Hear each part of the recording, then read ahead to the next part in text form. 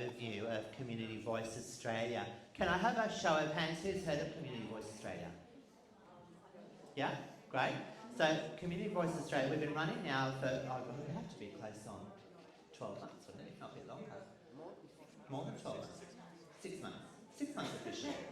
So what Community Voice Australia is about is to be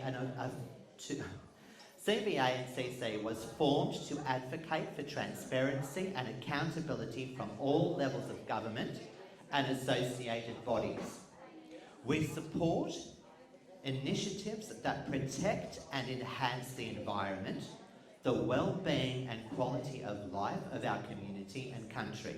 We believe people have the right to transparent information regarding any plans affecting their lives, and that the community has a right to an effective voice in decision making.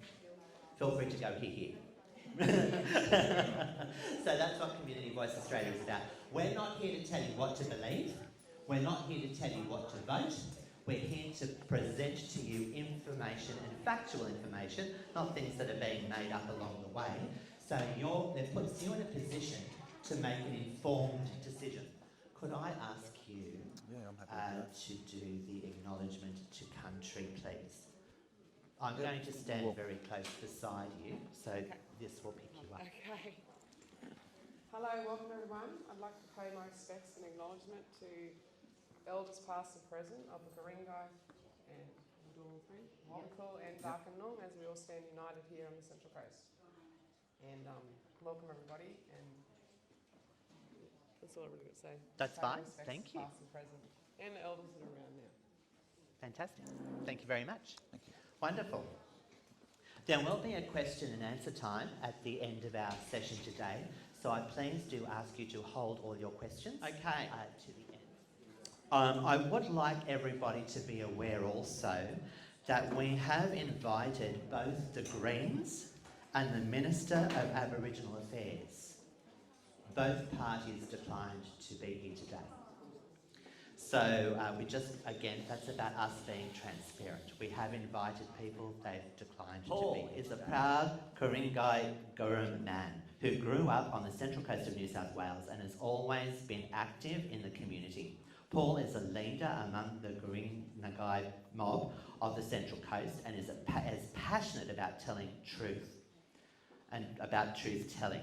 Community and ensuring Garingai are recognised as the traditional owners of the Central Coast, along with the Abakal and Darkinoong peoples. Did I do pretty well okay with that, Paul? Yeah, you did quite well. Did okay? Can we put our hands together and welcome Paul?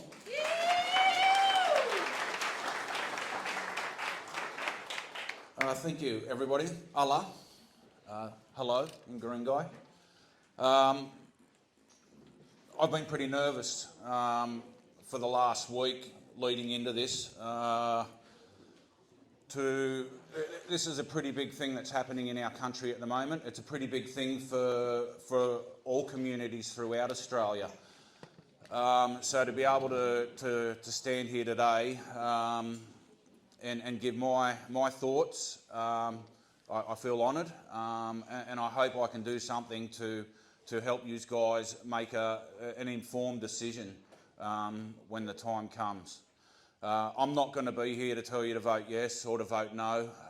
To be quite honest, I still don't know where I've been a fence sitter all along, and I'm still looking for that, that knockout punch that's going to put me one way or the other.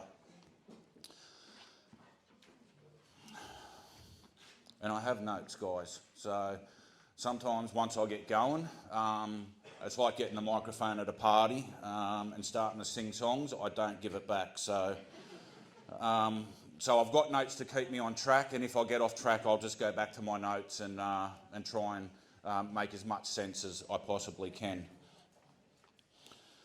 So to be honest, as I've said, I've spent the last week putting something together that's made sense. Something that would be informative. Most of all, I wanted to be as neutral as possible, but still following my gut. And experience tells me that my gut instinct is what I need to listen to. To be quite honest, a lot of the information out there is quite confusing. I'll be brief today, and what I'm going to concentrate on are the actions of government while they propose their referendum for the voice. I've pulled a few concerning items from a recent article that I'd really like to share with you today in around that subject. Recently, throughout the Central Coast, our elected Labor leaders have set out on a series of community forums with an Aboriginal organisation that have been a big part of advising the government on the referendum.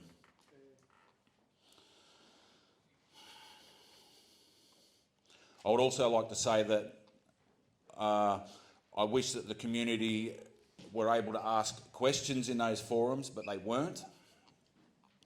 It was not an option afforded to them, despite the Labor government advertising and selling this referendum as a conversation.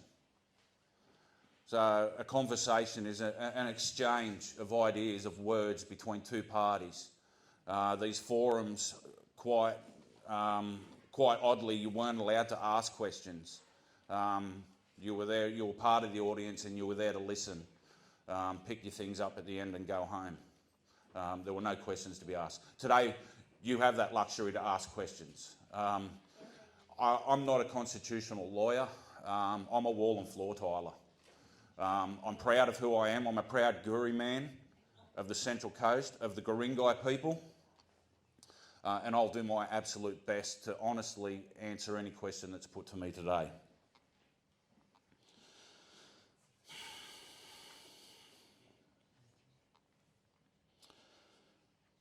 So, as we can see, by not allowing the community to ask questions, by pushing this referendum, their actions are not matching their words. It was not a conversation. Recently, the Labor government sacrificed one of the world's most exquisite rock art galleries. It posts more than 1 million petroglyphs that date back to more than 40,000 years. So this is in recent time. Okay, this is all why the referendum's going. The referendum to change Indigenous lives for the better. Our Environmental Minister, Tanya Plibersek, has allowed the construction of a large fertiliser plant at Murujuga. Over 1 million petroglyphs. And a really good link from the Central Coast, Bungaree, who I descend from, navigated with Matthew Flinders. There's a piece of art that's been found over there at Murujuga, Damper Archipelago. That is, it's a painting on a rock of a red ship, okay, identical to a painting on a rock on the Central Coast area. So they believe that on Bungaree's second circumnavigation that he was responsible for that painting. Just a little bit of trivia there to link us with the Murujuga situation over there. And again, a fertiliser plant. I don't get it. I don't get it. This was to allow the construction of a large fertiliser plant. Labor's Environmental Minister, Tanya Plibersek, rejected an emergency cultural heritage application by traditional owners to stop removal of sacred art. So they put in an objection to it and it was rejected. Recently, Labor has also pumped $1.5 billion into the Middle Arm petrochemicals plant, a development on Larrakia country, with no consultation with the traditional owners and no consent. This petrochemicals plant is going to support the aggressive expansion of gas production across the Northern Territory, including the Beetaloo Basin and the Barossa offshore gas rigs and pipelines. And it needs to be known that these projects are fiercely opposed by the traditional owners of the land. Our new submarine deal, the AUKUS agreement, will see nuclear waste sent to our Central West communities.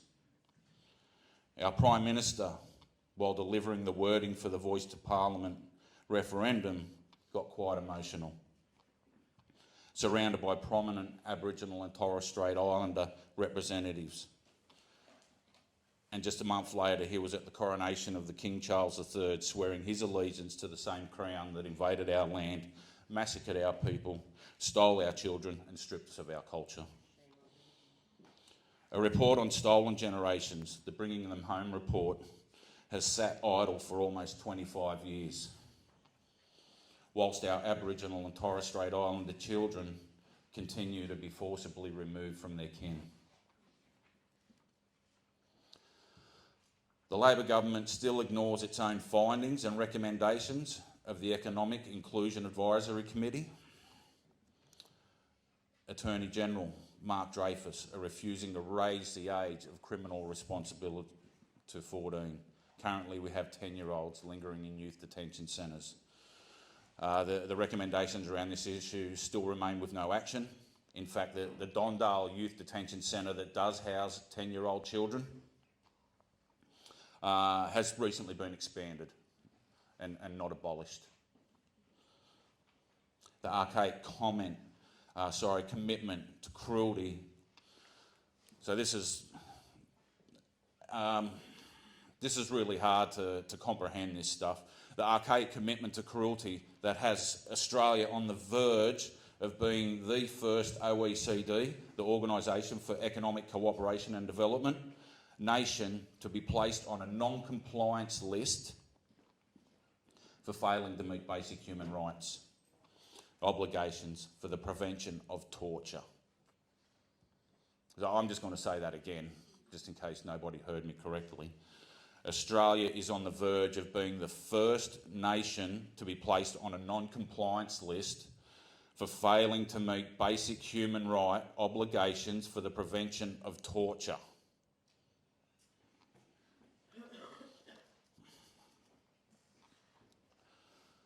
So I've got to ask, what good is having a voice when the people that you're speaking to just won't listen? They don't care, or they simply believe that they know better. I'd like to have a quick yarn as well about the current conflict within New South Wales communities. This is something close to my heart, something I've put a little bit of work into, and then this conflict is generally around land council business, spawning from a lack of recognition of traditional connection to country by the New South Wales Aboriginal Land Rights Act of 1983. I believe the voice promises to have similar impact. It has not been called for by Indigenous people per se, but a small elite group. And it promises little for huge effort. The Karma Langton report details a strategy that will elect members based on colonial political boundaries rather than Aboriginal boundaries to country. This is the creation of new Aboriginal groups that will be in conflict with traditional groupings. And this is ever so prevalent here on the Central Coast. Our national parks, our state forests, our waterways are full of the stories of the Garingai people, my people, here on the Central Coast. Budai National Park, Brisbane Water National Park, Garingai National Park. Get out and about, see the stories. It's all etched in sandstone. It's all there for us to read. It was written thousands of years ago for us to read today. And it's really special stuff. You need to do yourselves a favour and get out there and enjoy it. Walk amongst our ancestors. And I believe that our trees are our ancestors, our rocks. They're the ones that are watching over us now, looking after our environment, our country.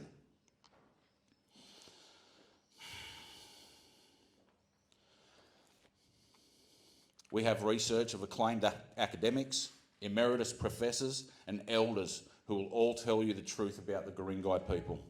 We even have our own place on the IATSIS map, the federal map. Garingai, we're right there to the right of Darkinoong on the coast. But the 1983 New South Wales Land Rights Act and its subsequent alterations has empowered a government land council to present themselves as the First Nations people of this area.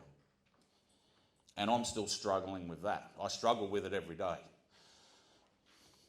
Misleading signage on our roadways, in our local businesses, manufactured culture and dreaming stories are being taught to our children in their schools.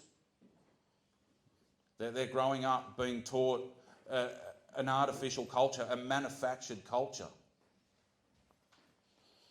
Our curriculums don't allow for that. Our government will not allow our children to be taught the wrong stuff. So why is it happening with our culture? Why are we teaching our children that the Darkinjung people, Darkinjung's a land council. They're a Darkinoong people. I have two very lovely Darkinoong ladies right behind me. And I probably find, what I find most repulsive is that our elected leaders acknowledge this government organisation as well as a First Nations people. That's tough going to hear our federal minister acknowledge Darkinjung people. We've recently had an about turn from David Harris. Thank you, David. And changed from Darkinjung people to First Nations people. It's a minor edit, but a massive leap forward for the Garingai people here on the Central Coast. So for me, it is extremely difficult to get excited and to embrace a voice and constitutional recognition when on a daily basis our community is being lied to about our First Nations people and who they are. And it's all about development. It's all about land development. That's what it's all about here on the Central Coast. We have Lizard Rock, which is just been pushed through to the next stage, to the planning minister, on beautiful Garingai country. We're fighting hard to save Carryong sacred lands. And that area, that Brisbane Water National Park area there that travels Woy Woy Road, has some of the most incredible initiation sites, real special sites to our people. There are songlines all through there. They don't want to know about it. They just want to develop it. And that's really sad. That's what so it makes it really hard for me to jump on board when I can see what's happening to our community and I can see what's happening to our First Nations people here on the Central Coast.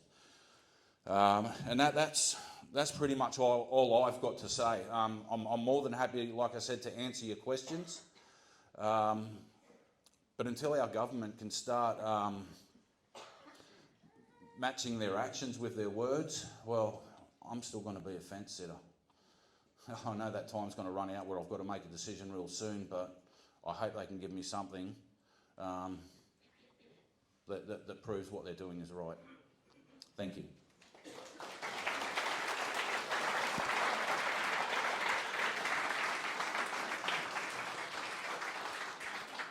Now we do have a little bit of a microphone spot routine that needs to happen.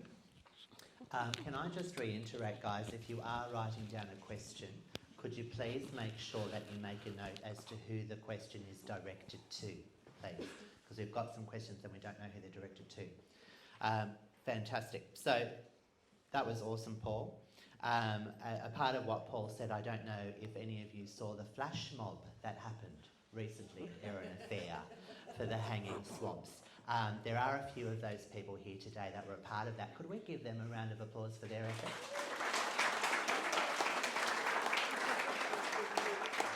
That land up at Carryong is so vitally important, and if we lose that land, not only that land, but I know that my heart's very much so for the hanging swamp. It's sacred land, it's beautiful land, and it's a part of our environment.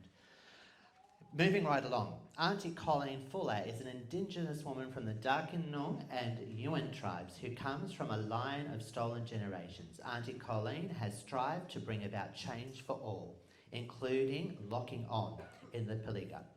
This involved camping on the roadside of the Central Coast for over 2 months to successfully save Bambara, part of the Garingai sacred lands, standing up against large mining companies in Calgary, New South Wales, fighting to protect natural habitat and wildlife from unsustainable and destructive development in Garingai and Wadalba, New South Wales. Could we please put our hands together for Auntie Colleen?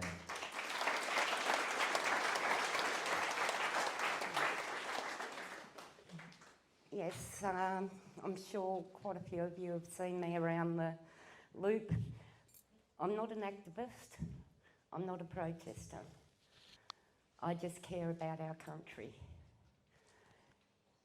When it comes to this referendum, I have a definite opinion on it. My opinion is take it off the table. It is not ready. To get it off the table, we need all races to join together with us and approach your local members and your federal members, state members, Liberal, Labor and the Greens. Tell them, go to the hierarchy, take it off the table. It will never be right until they actually speak and listen to the voices of the traditional custodians, not land councils.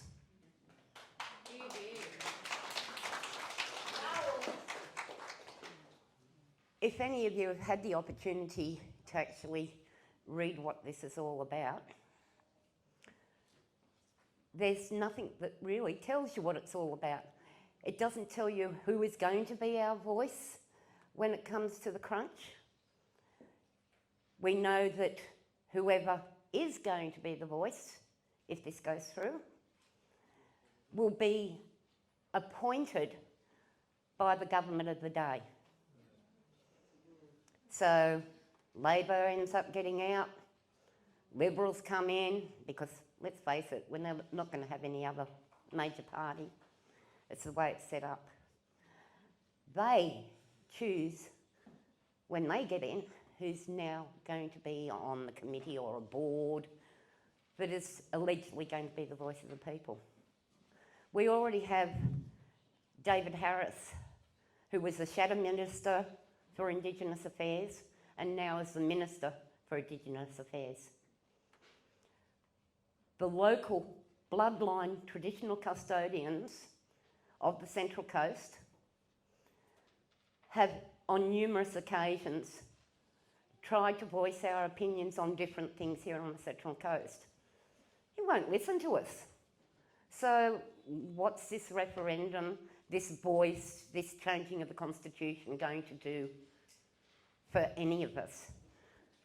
And I'm talking about not just the Indigenous people, I'm talking about all races here.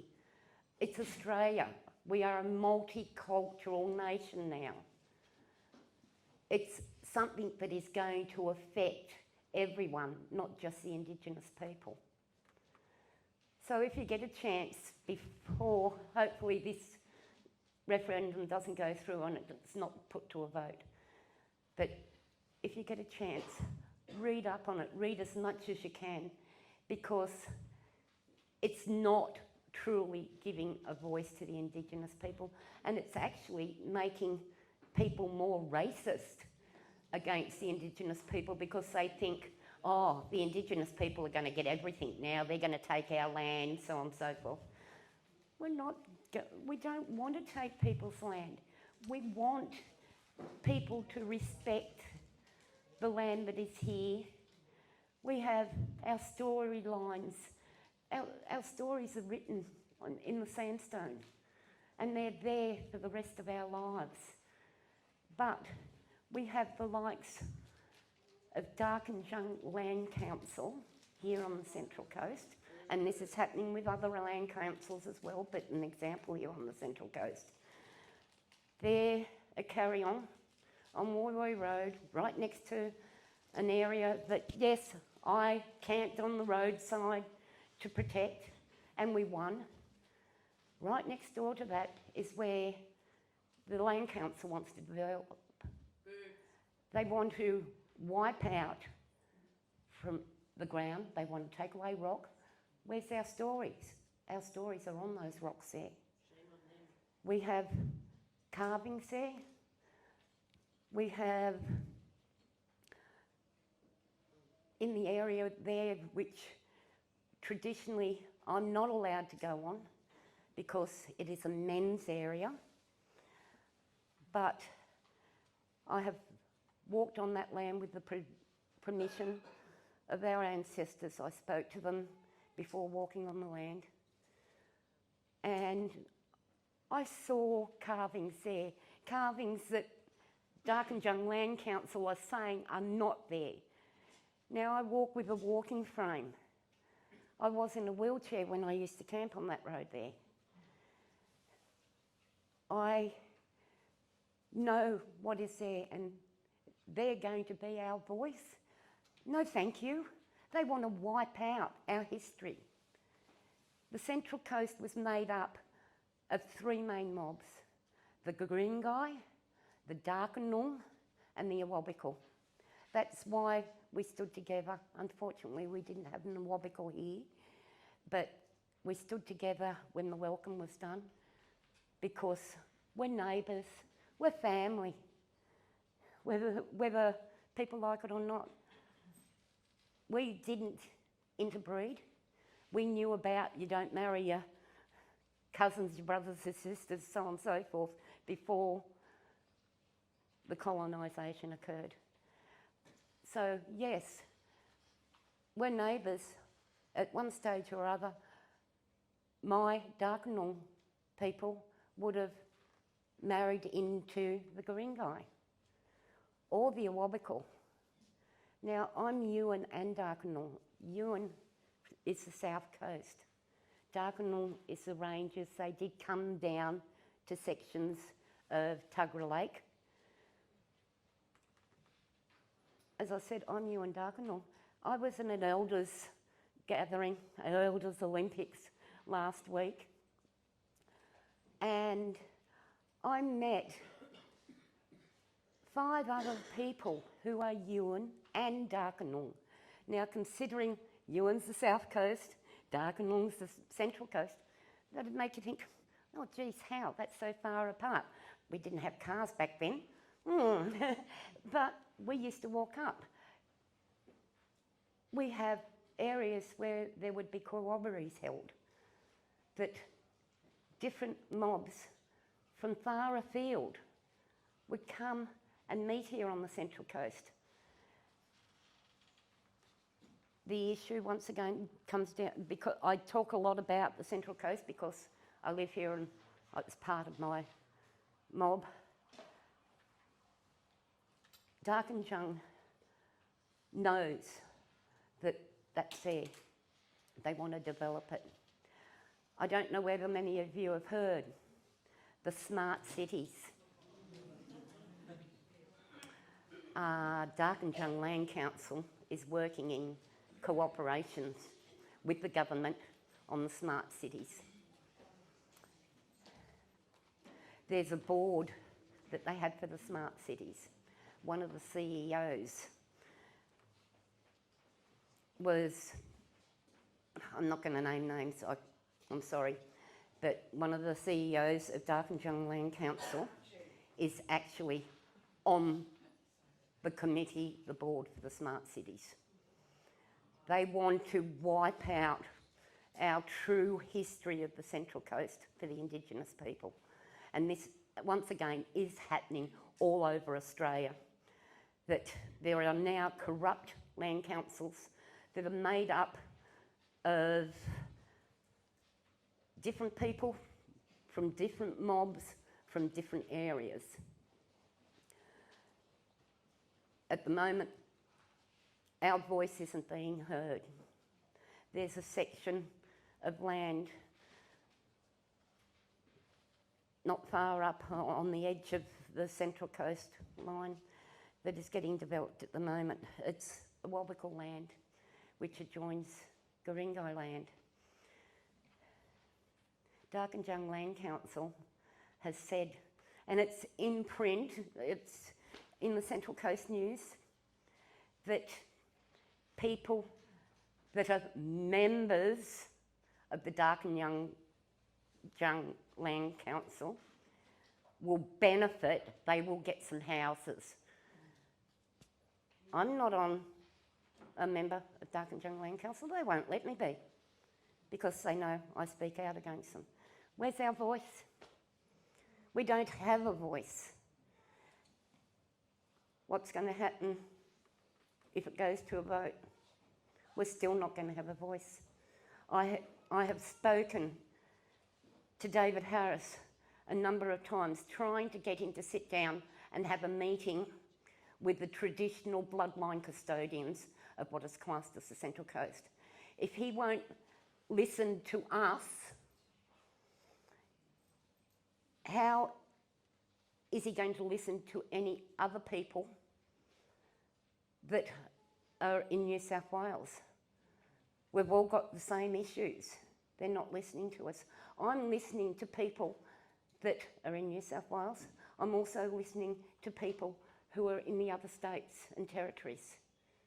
They're all coming to me and saying, we don't want this.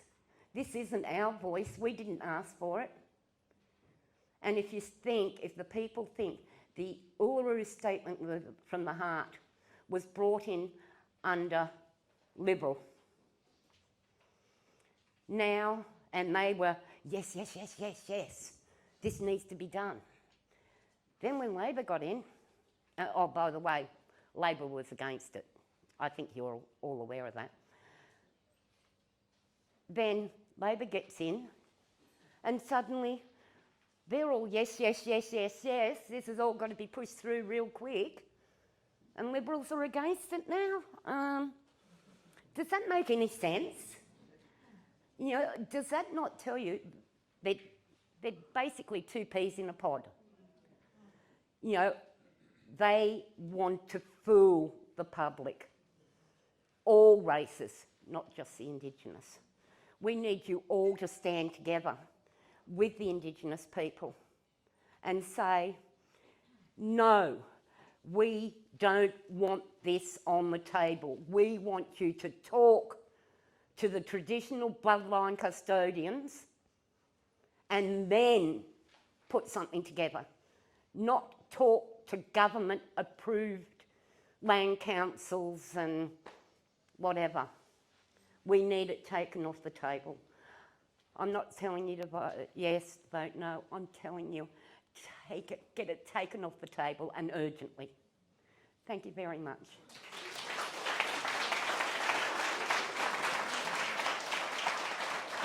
Thanks, Anna-Colleen. I guess, guys, we're living in a time where, unfortunately, we can't believe everything we hear. We can't believe everything we see. We need to do our own research and ask the right questions. Just a personal opinion, I have found that I've learnt a lot whenever I follow the money trail as to who directly benefits. That often shows up a lot.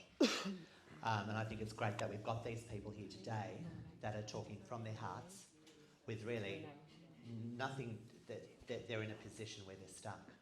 So I'm glad that they've got a voice here. And again, Community Voice Australia is about this level of transparency. And that's what we want. And consequently, when the government is putting something out, it may sparkle and shine on the outside, but all the glitters ain't gold. We've got to do a little bit of digging and a bit of research. The TV's programming, can't believe what the TV says, can't believe what the radio says.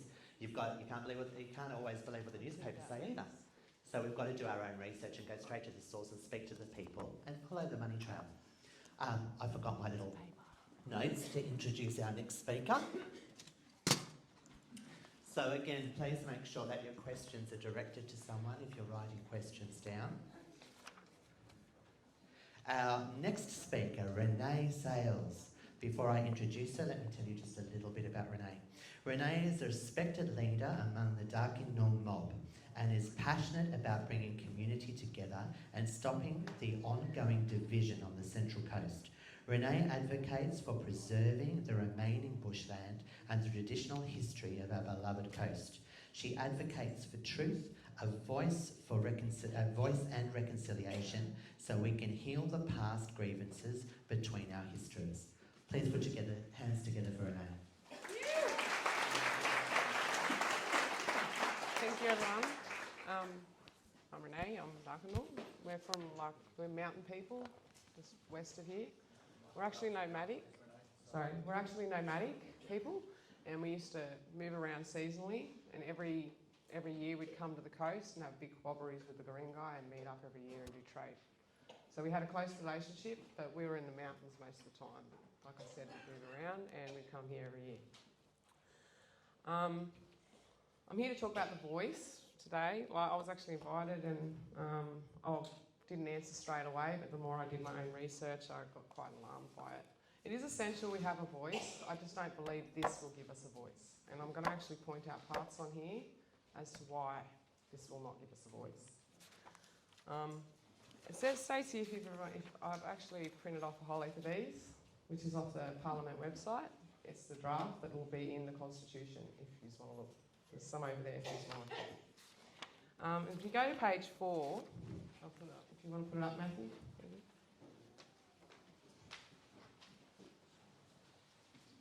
The voice will be an independent advisory body that would be empowered to make representations to the Parliament and the Executive Government on matters relating to Aboriginal and Torres Strait Islander peoples.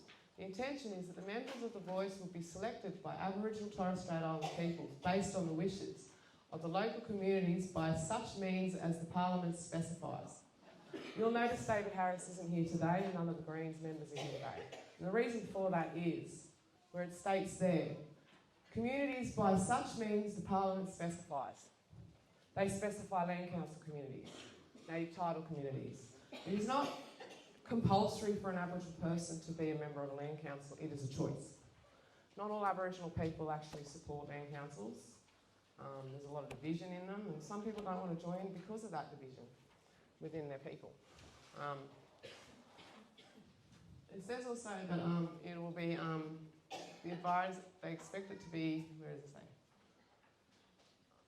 The intention is that the members of the voice would be selected by Aboriginal people. Basically, we've already got, every 4 years in the State Land Council, we already have elections.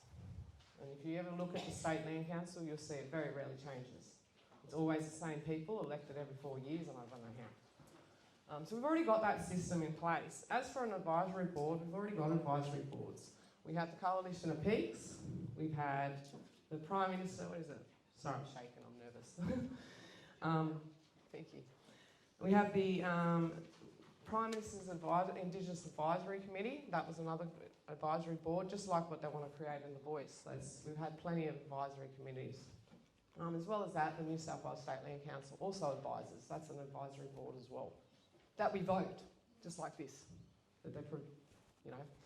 So personally, I just don't, it's just basically what we're fighting against now, except when they put it in, if you vote yes, it'll be constitutional, we won't be able to change it. Because it'll only be the community groups they specify. It will not be all Aboriginal people, it'll be who they specify as an Aboriginal person. And that's why David Harris isn't here today. He doesn't recognise us as a community group. He doesn't recognise us as, we're not parliamentary specified as a community group. So that's why he's not here, to hear our voice. And that will happen if it gets in the Constitution. You still won't hear any of us because we're not a specified community group in his eyes. What else? I also want to go to page 9. You can put that up for me. And it states here, Article 25 of the ICCPR. Now, the PR is a United Nations Human Rights Declaration. And it provides that every citizen shall have the right and the opportunity to take part in the conduct of public affairs directly or through freely chosen representatives. Now, when it says directly or through freely chosen representatives, it makes you feel like that's two options, right? Yeah? And directly, you would think that's me to you. Could you please put up the international law definition for directly? Citizens participate directly in the conduct of public affairs when they are elected to public office, and they also do so when they vote to decide public issues through a referendum process.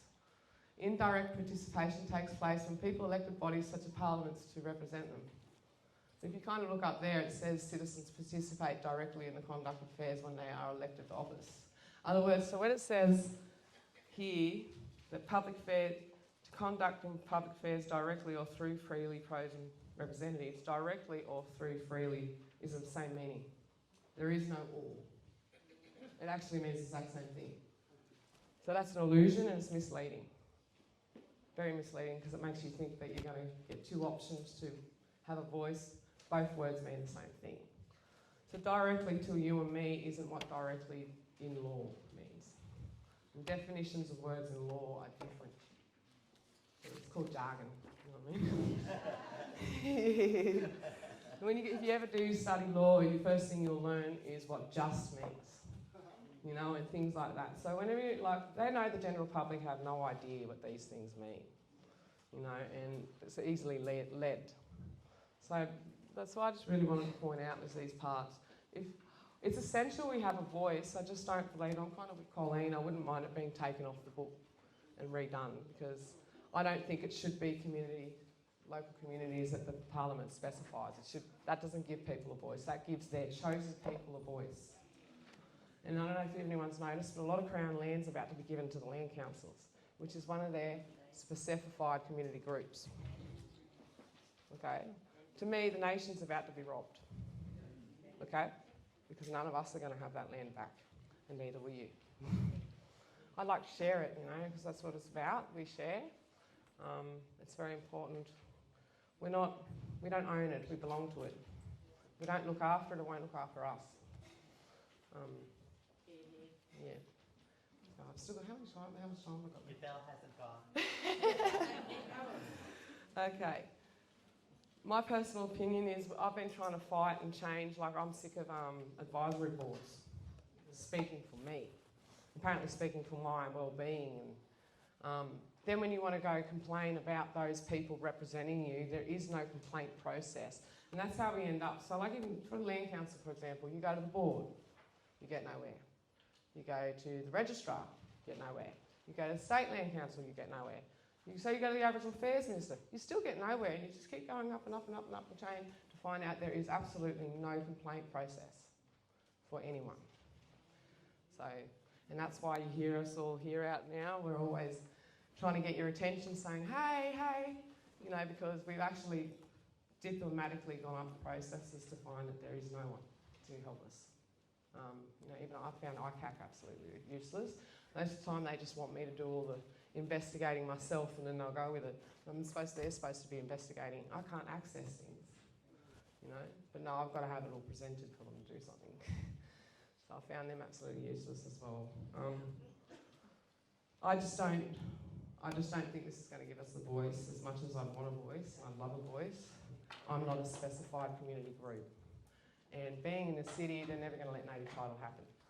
And obviously, why would they? It's the base. It's their base. You know what I mean? The colonial base. And this land's worth too much money here to let any native title happen. I actually have no interest in native title. I think it's coercion and they're coercing me to go for it when I just shouldn't have to. It's also forcing me into agreement of rights. For example, like West Bundjalung, they've got a right to like 50% of the water or 30% of the water. Could you imagine in a drought? But they've agreed to that right.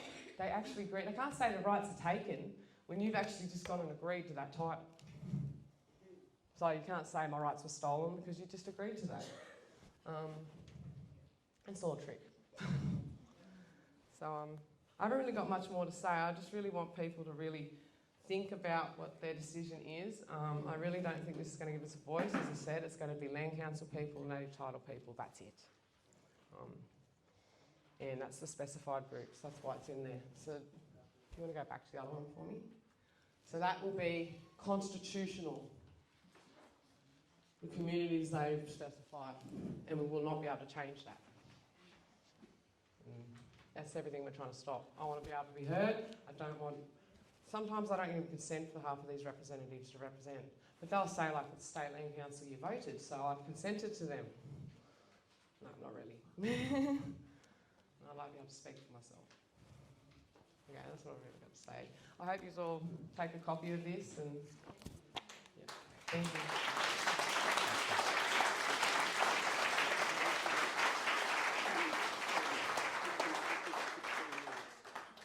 So we do need to do a microphone swap. Oh, So if that's that right. microphone can come to you, unless Where?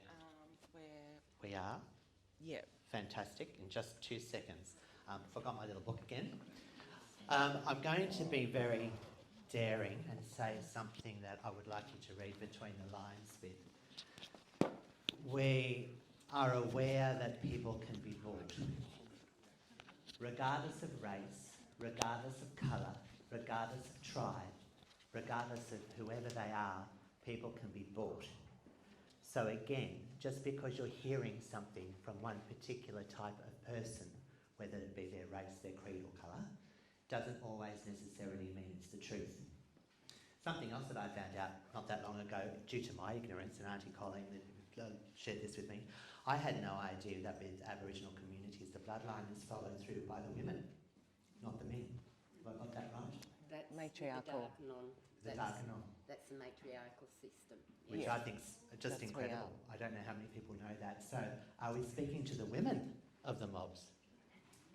Another question. Not all mobs. Garingai are patriarchal, aren't they? I thought they were Aren't they matriarchal? I think Yeah. most. So it just shows you how much more there is to this that we may not know. So all the right questions need to be asked. So our next speaker, we have got, just one moment, Jennifer Stenfanak. How do I pronounce your last It's name? Stefan with a knack, because I married a wog. Stefan. You married a wog. I can say that. You can We've got say that. kids. I know what that's like because I can say things like that too. So Jennifer was born in Wellington. Yes. Now, forgive me for my pronunciation. We're in Gingery, Wiradjuri. Wiradjuri Yes. country, New South Wales, Australia. Jennifer was adopted into a non-Aboriginal family and then reunited with her birth family in the 1990s and is from the Smith and Daly mobs. Daily mobs. Jennifer has an extensive prior work history with Aboriginal child protection and she strives to gather all Australians to unite to ensure our children's future. Let's give this woman a big round of applause. Thank you for that. Hello, everybody. It's a bit cold, but it's a great day now. So I'd like to introduce to you my lawman, which is Uncle Ricky Powell, and he's going to share with us. He's a singer-songwriter, he's a poet, he's an amazing spiritual man that has spent a lot of his time in person or on the phone to help me reconnect and learn what I need to learn about following law. Uncle Ricky has been mentored by our other senior lawman, Uncle Marbach. Uncle Marbach can't be here today, he's interstate, but he was recently given the opportunity to air his story called Confronting the Past on SBS Living Black a few weeks ago. And he is an amazing person. He said to me, look, Jenny, if we don't do anything now, and he's like 72, didn't go to the school system, the white system, things like that.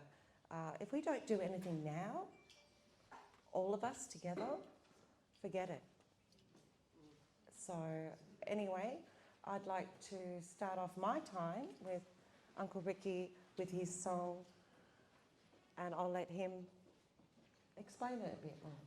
I would just like to make sure that we catch Uncle Ricky. Yes. So does he want to sit down or stand up? Sitting down would be better. Sitting down? If you can sit on I that just want side. to sit up on the table. Table dancing and Break it up, Ricky. Don't. Come on, Uncle Ricky. So I'll...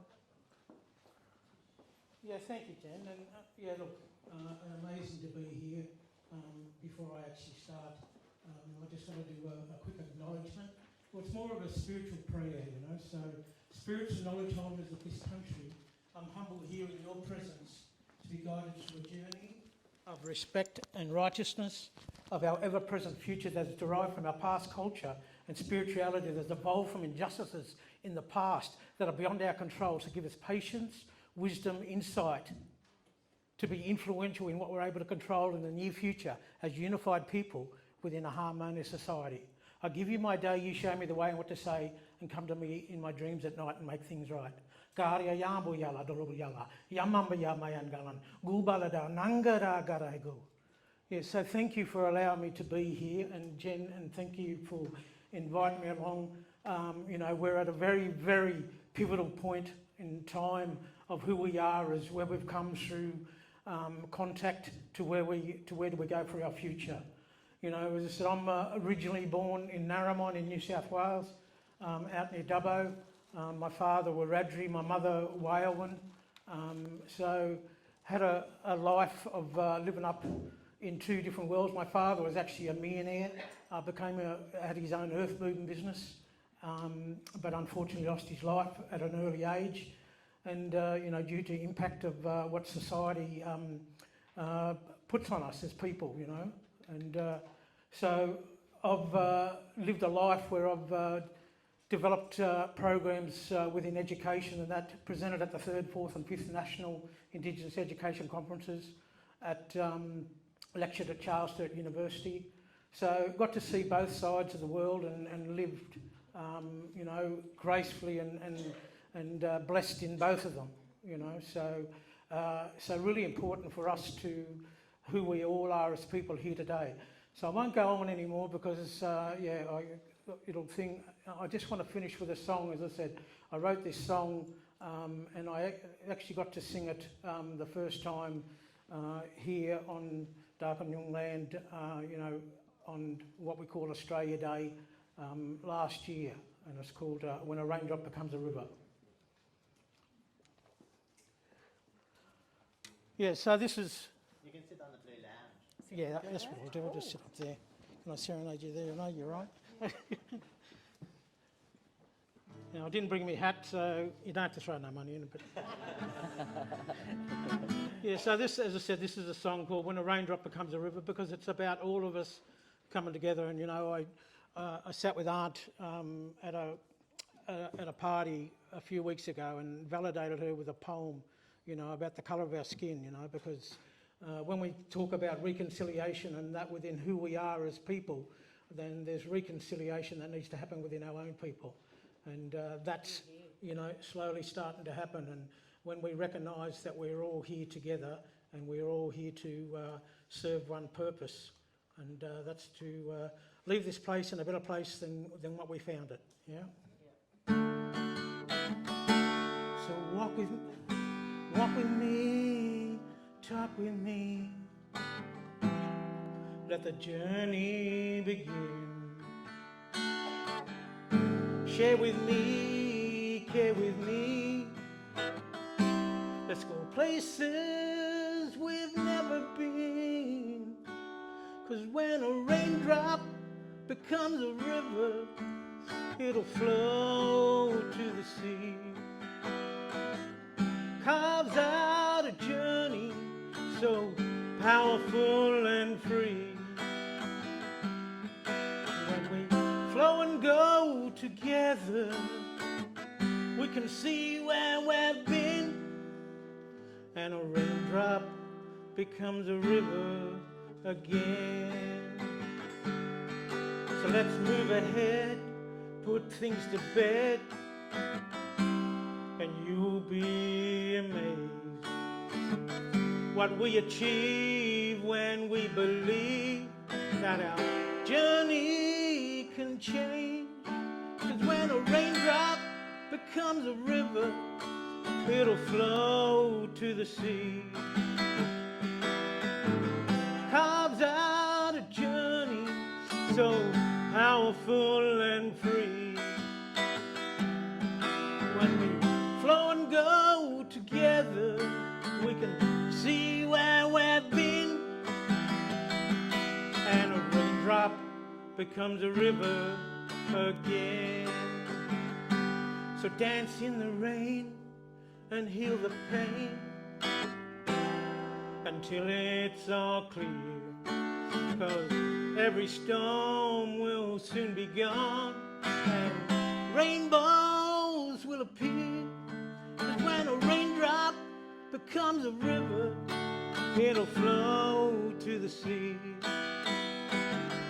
Carves out a journey so powerful and free.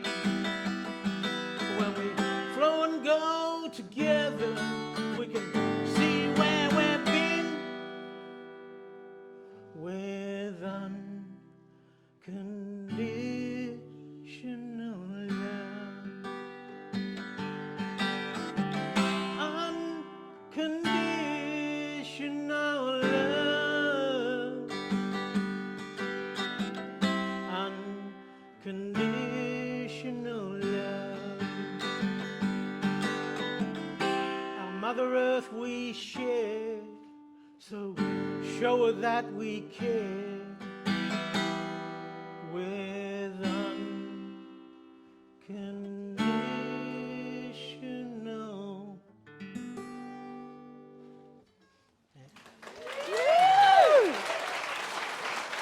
Yeah, so thank you. Hello. Yeah. Oh yeah, I did. Yeah. Yeah. No, look. Yeah, thank you. And as I said, that's what it's all about. It's about us all coming together. And you know, a raindrop is colourless and clueless. You know, but we together, we're not. You know, so hopefully, let's all flow and go together. Thank you so much.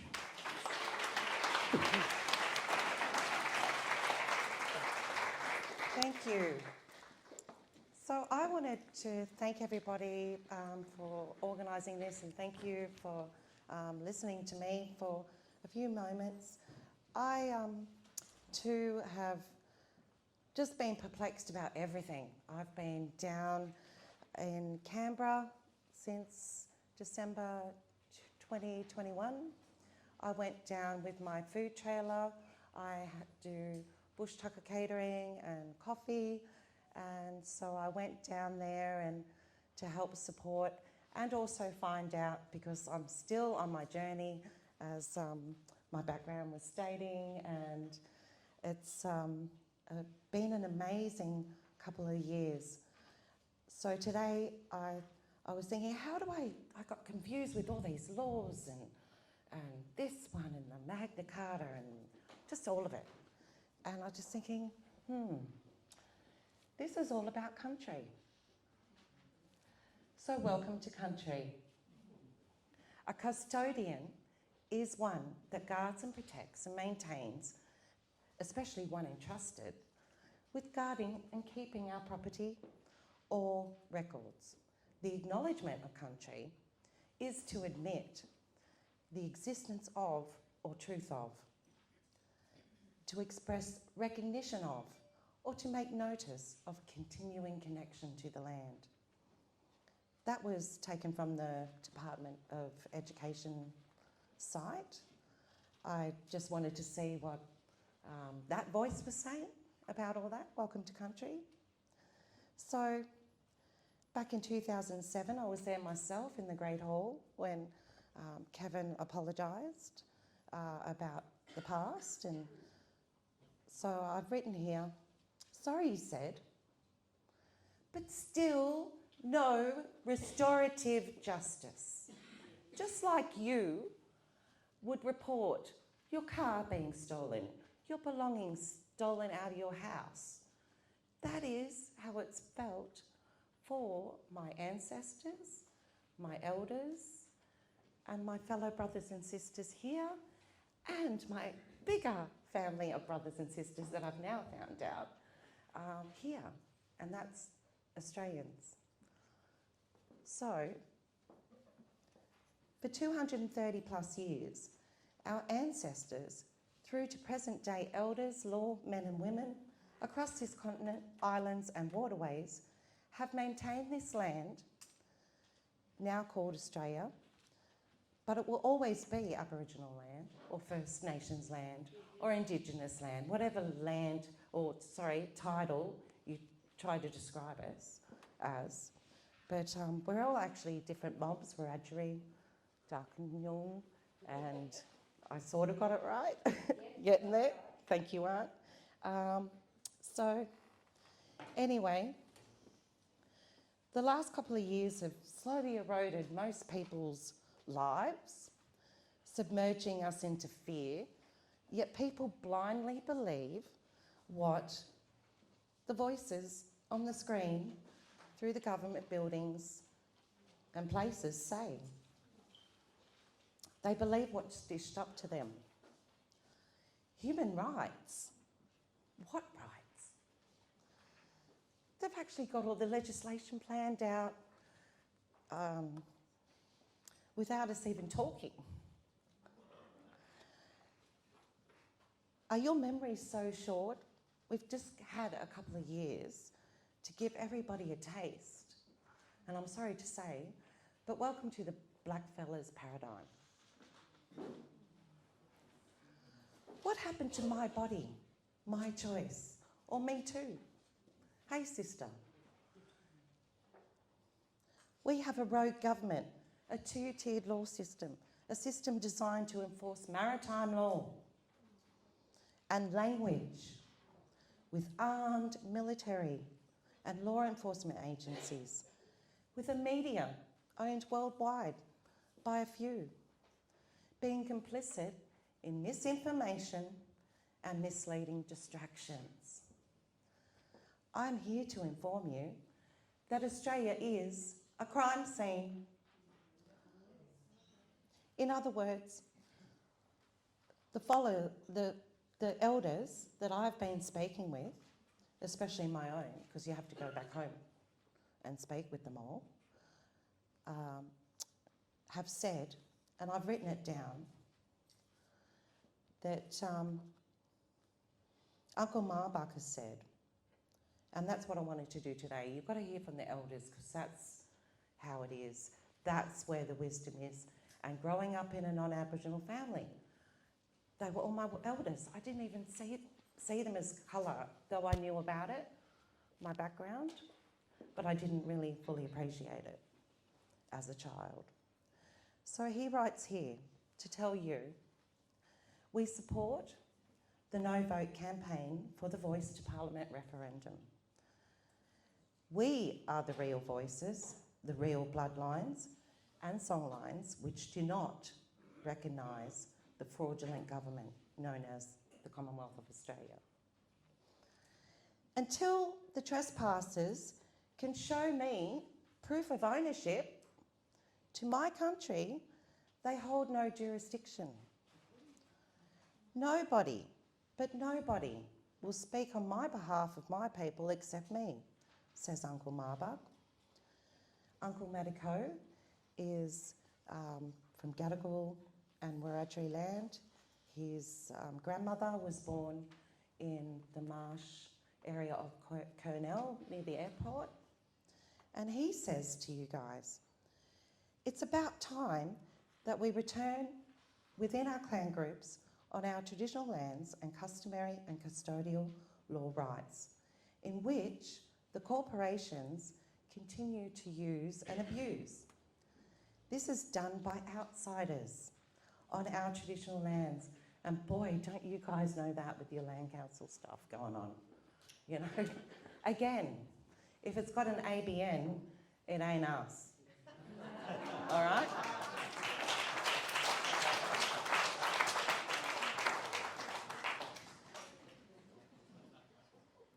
They are anti-cultural and have stolen our spiritual, material and intellectual property of First Nations people in this land.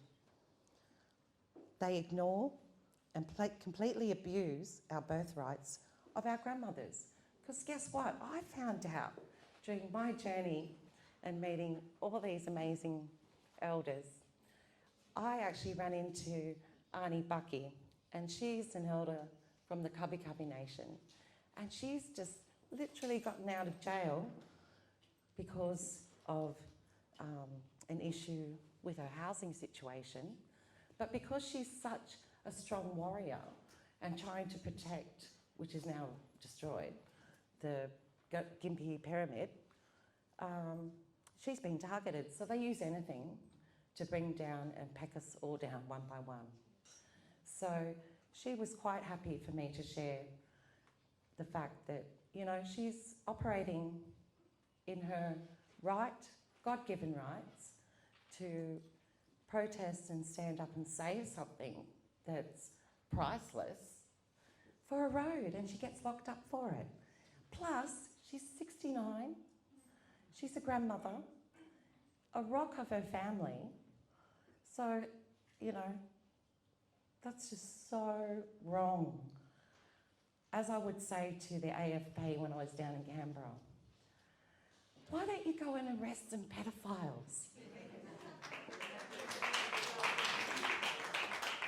You know, I used to be a caseworker, and I went in hoping that not only would I do lots of learning and connecting with mob within that system and in the community, but to actually stand up and make a change.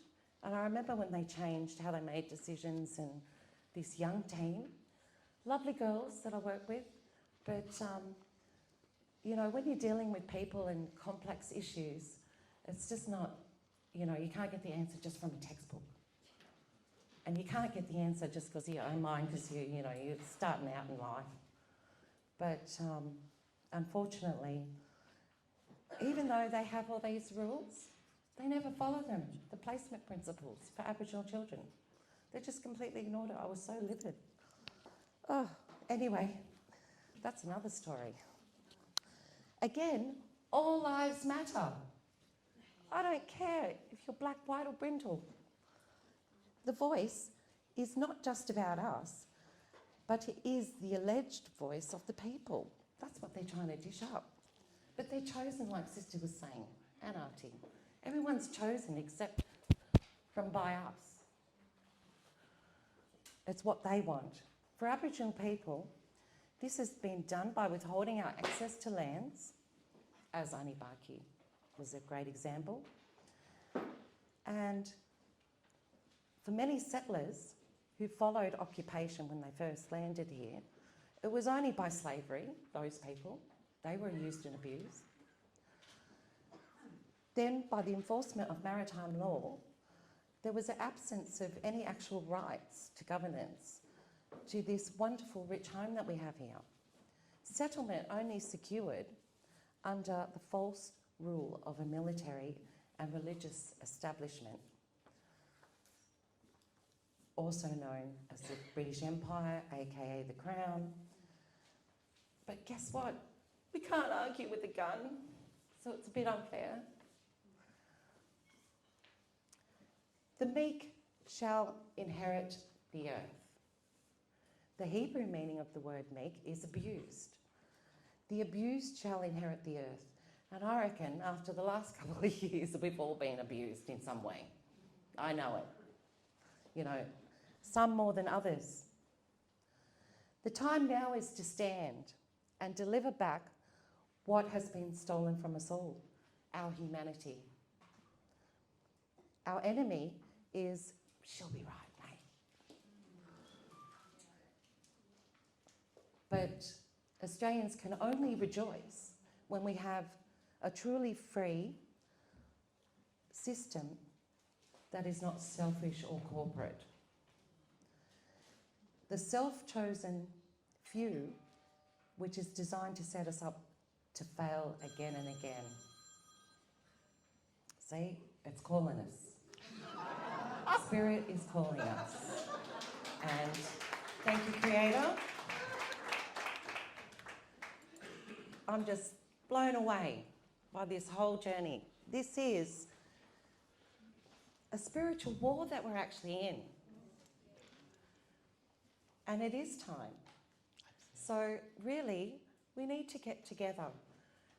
Even all the bits and pieces in politics that we all have, black, white and brindle, you know, does it matter? We need to survive. This is life and death. This is not a game. It's not a conspiracy theory. And most of all, we don't have an ABN. We're living beings. We have LORE. and we have those principles that our elders taught us. I have the best of both worlds, and that's who we are. We're amazing. So thank you so much, and I look forward to all the successes we're going to have.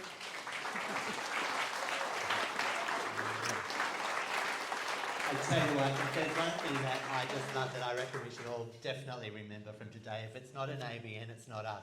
Yep. I love that. So when you're doing your research, if it's got an ABN, it ain't there. And I just want to say, when I look at these gorgeous people, and that goes for anyone in this room, as far as I'm concerned, you're all an extension of me. There's no colour. If you cut us, we bleed. We stand together. Yeah. We don't have ABN numbers. We're family. It's that Yeah. simple. I'm thoroughly enjoying today's discussion. It's just absolutely awesome. One thing I do need to reiterate, we are getting a lot of statements and a lot of opinions, as well as questions. So if you have a question, please make sure you write the question down, because opinions and statements are not something we're going to have much time for today, because we're running out of time really fast. I do need to introduce our next speaker quite quickly. It is going to be online, and we are going to be introducing Grandmother Malara. Now, she is an Aboriginal senior law, as in L-O-R-E, woman, who holds a Juris Doctor in Colonial Law, L-A-W. She walks two cultures and with two laws to bring through the new dreaming. Wiradjuri prophesied by our old people a long time ago, a time when our traditional law, L-O-R-E, is returned in a new way, a time when black and white, red and yellow, all of us will walk together, and when everyone takes responsibility for themselves. That time, as I believe you just referred to, is now. So let's put our hands together for Grandmother Malara. There's some deadly speakers already. Thank you. I'm not going to repeat all of that. I'm just going to go for the jugular. I've got 10 minutes, so here it is. Our country is bankrupt. They're going to sell off our country, folks. The Voice is how they're doing it. You haven't heard this yet, because I haven't said it. It's like, how do we get people slowly to get there? You ask for research, and you've said, let's do some research. So what they're trying to do is they're going to sell off our country. All of it. Yours, mine, everybody's.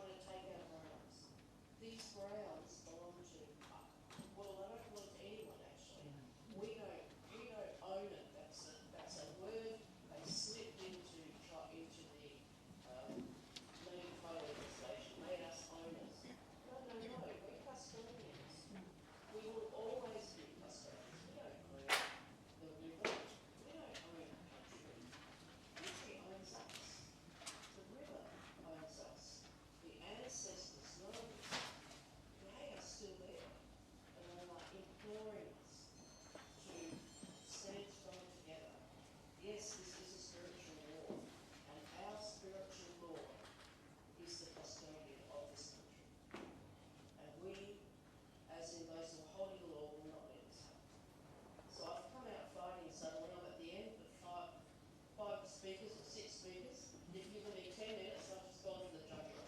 So I hope that people take that on board. It's background.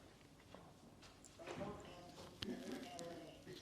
What else can I tell you? I did a law degree so that I could work out how they'd outsmarted us. And I'm now using it to turn against them, to say to everybody, it is legal fiction. We're all being not told the truth. We're all being good. People say, oh, you know, we want our original people to be on our cost. You just look up. I don't think any of them are looking at France. We look at France. We're all family in this group. Doesn't matter the colour of the skin. My uncle, he used to say, we all believe red, but we're all different colours. We're all in this together. And we are being led by the elders who are holding it, tribal rule right. So, I think my time's up, and I'm happy to answer questions as well.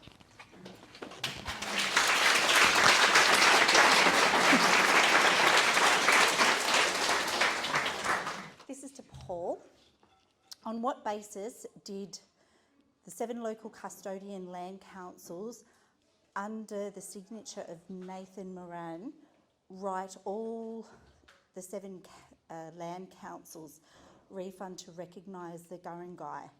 No letter to be sent to the National Native and Title Tribunal, and more recently copied by the DLALC in advance to Garingai Progress Association to support the land development application in Garingai. Okay, I've read a couple of letters from Nathan Moran from the Metro Land Council that do have all the 7 land councils. Just from the top of my head, I can't quite remember exactly what land councils they were. That was around the use of the term Garingai.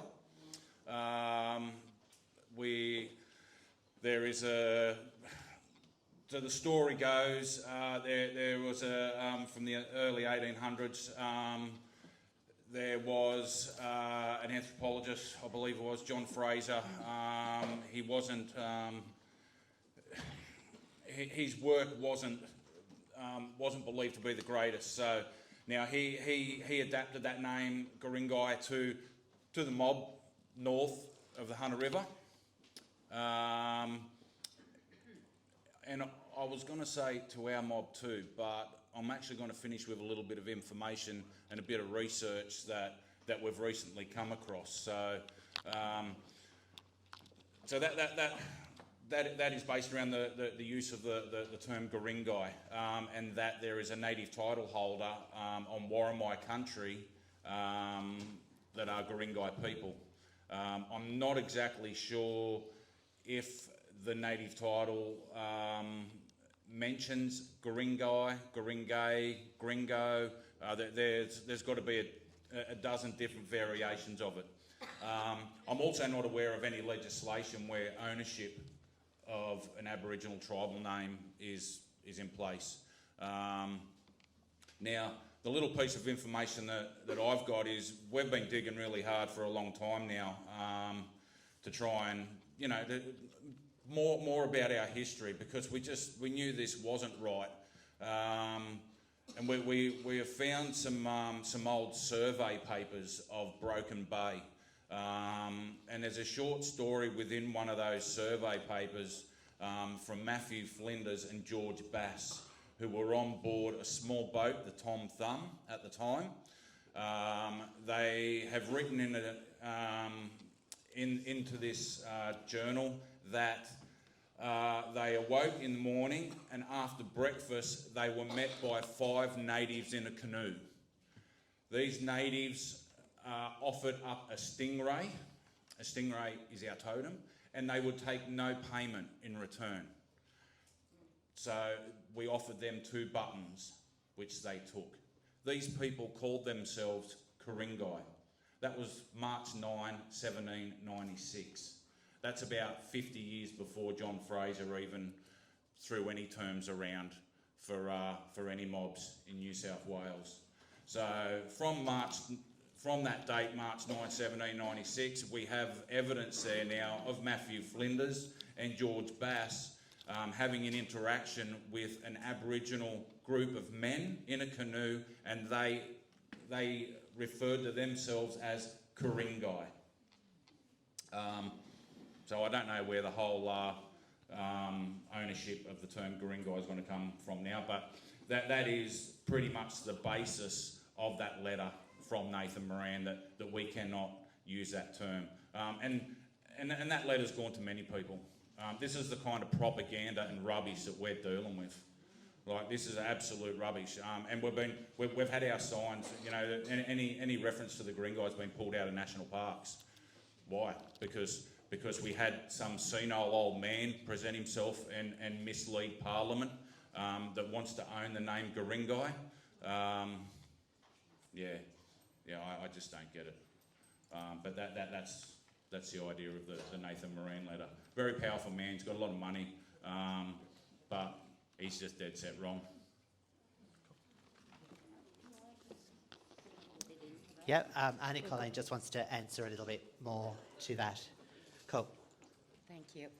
Yes, look, as Paul said, it's the linguists that have caused the issues, but these days it's the land councils that are also causing the issues. Darkinoong is a mob.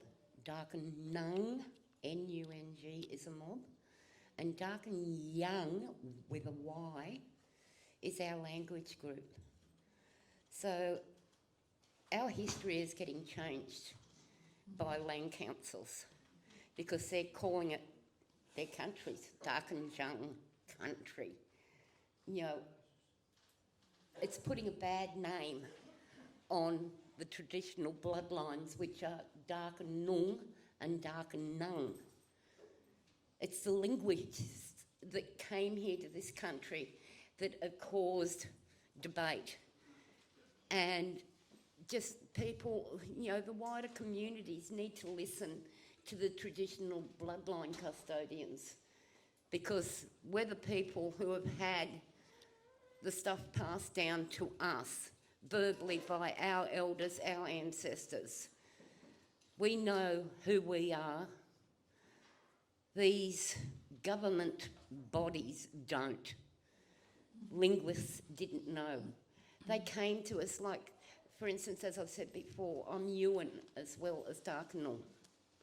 Yuan means man. When the linguists came and said, "Who are you?" "I'm Joe Blow," the Indigenous people would say, "I'm Yuan. I'm a man." Well, I'm not a man, but, you know, he was speaking to a Yuan man. You know, so this is the misunderstanding, and this is where it's causing different mobs to fight against each other, because the linguists are the ones who gave us our names, because they misunderstood what we were saying. So if people understand that, you know, there is a lot of wars going on in, you know, the Central Coast, other areas as well, about who are the traditional custodians. The land councils aren't. They're not the traditional custodians. And here on the Central Coast, we have the Garingai, as I said before, the Darkinoong and the Awabakal, that share what is now known as the Central Coast. Our borders weren't what white man has made them. So we are who we are. We know who we are. Thanks, Annie Colleen. Next question. Okay, our next question is for Grandmother Malara. If the voice is a no at the referendum, can Albanese change this as PM? I believe they've already put it through the lower house, the legislation, so it's sitting in the upper house at the moment. But what he can't do, if it does go through, and it looks like it will, with both wings of the same bird voting yes for that in Parliament, they still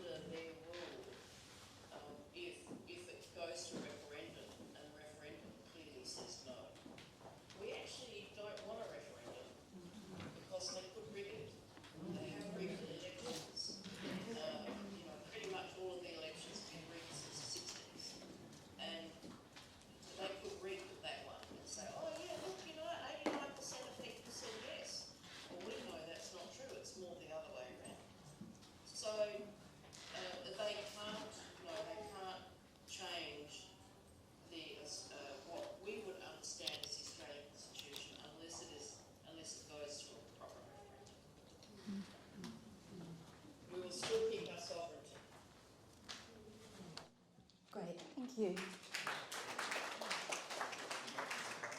Our next question is for Renee. What time frame for Crown land to be given to land connects?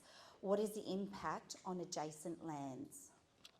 Adjacent lands? Yeah, You mean like national park lands and stuff like I that? would presume so, yeah. I'm not sure until it happens, to be honest, but it's been in the newspaper already that they're giving land to the Darkinoong Land Council, Crown Land, and to the Orange Lands Council, and I think at Garingai with a Q. You're already seeing what Darkinoong is doing to the land and what Metropolitan Land Council is doing to the land, so I don't know what it will mean for the national parks adjoining land, but I'm sure it's all in the newspapers if you do look it up. They've been given thousands of hectares already on Crown land. It's just a trial run at the moment, so I mean, if we're flat out stopping the developments now, so just think all that bushland is Crown land right now, which you guys were actually able to get a 99-year lease on yourselves. If you didn't know, you won't be able to now, and no one else will be if they do get it.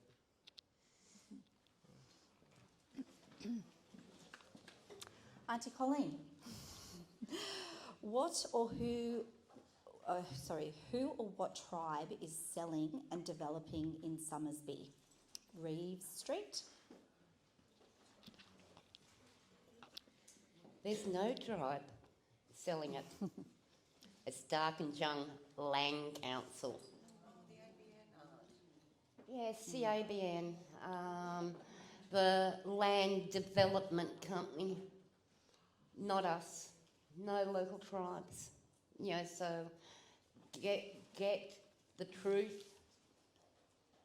We do not want the lands that contain our carvings, our songlines, or anything like that. We don't want it sold. We do not want it developed.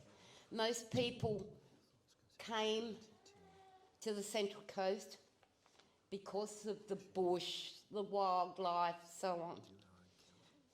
Us Indigenous people care about the wildlife as well. You know, Summersby does not belong now to traditional bloodlines. It belongs, unfortunately, to a land council that's a corporation, has an ABN. So we're not selling it, they are. And if it has an ABN, who is it? Exactly. Amanda. I'm getting too old to get down. I'm sorry. It's good exercise. Okay, Malara again. How do we get our legal systems for our land titles? How do we get out the legal systems for our land titles? Can you hear me? Okay, this one is for Jennifer. We've heard about land songline concerns. I'd love to hear about the social incarceration, close the gap and concerns nationwide.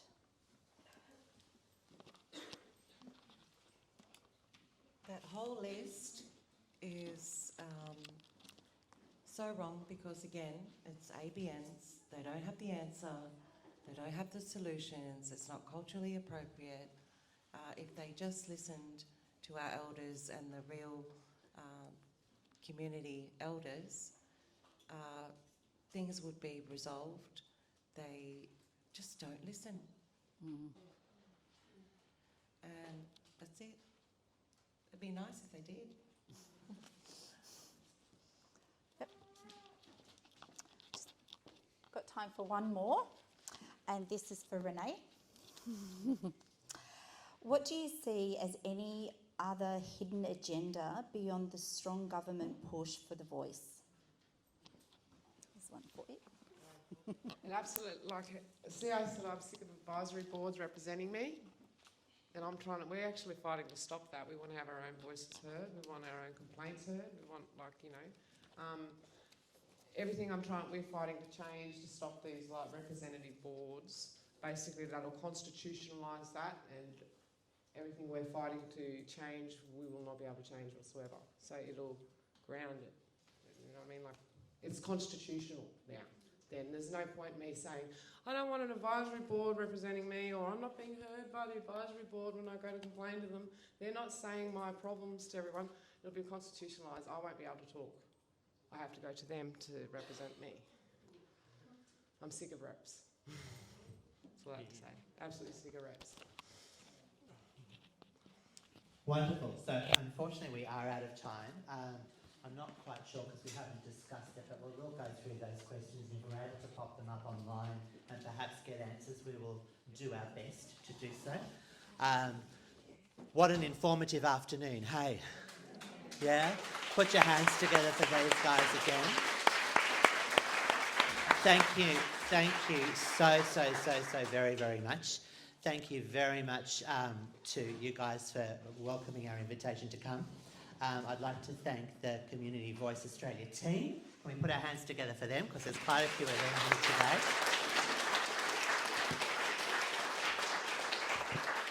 Now, it's 5 minutes to 1. I need to make eye contact with Kate. Do we have time? We do. Can we request another song? Not to put you on the spot or anything. Yeah, you know, I gave a, as I said, that song was about everyone come together, and you know, it's sort of to help. You know, I think everybody's got the picture, but I did actually write a poem in which I turned into a song, and I'll just find it. While you find it, I'm going to stick this Very on you, good, so you've yeah. got that. And actually, I'm going to go a different way. What I'll do is, again, sort of, yeah, so, you know, this is again, I wrote this around, you know, confusions around who we are as Aboriginal people and where we all sit within society, and how we play out our existence within, you know, our world together. You know, and it goes, Australians all celebrate First Nations, still mourn. Well, we'll celebrate in diversity while our country's still torn. We can walk across the harbour bridge in the name of unity, but 2 flags and an anthem exposes reality. So where are all the answers that we seek? Are they in the stars above, land or deeper sea?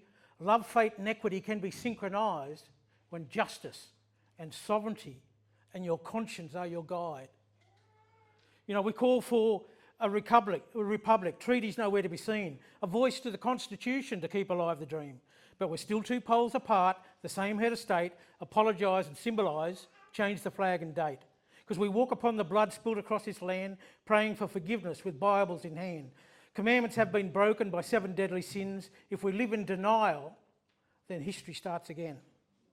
In 65, the Freedom Rides exposed a nation's care. Racism spread far and wide, yeah, advance Australia fair. Well, we held a referendum, but it didn't stand alone. Back in 67, it had the nexus in the throw. Stolen generations, we are sorry for our assimilated policies, but you have to come to Parliament House if you want your apologies. Exchange mineral wealth for law of the land, third world health, death while in remand. We thank you for your offerings. We're grateful you did your best, but it's time that we're at the table so we can help sort the rest.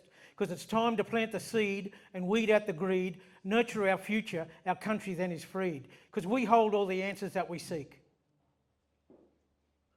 As again, you know, so it's just about who we are, and that's the history that we've come from. And as I said, within that song, when a raindrop becomes a river, you know, let's flow and go together. Thank you so much. We do have to move out of this room rather swiftly. We would really love a group photo. So before we start moving chairs, would everybody like to come up the front?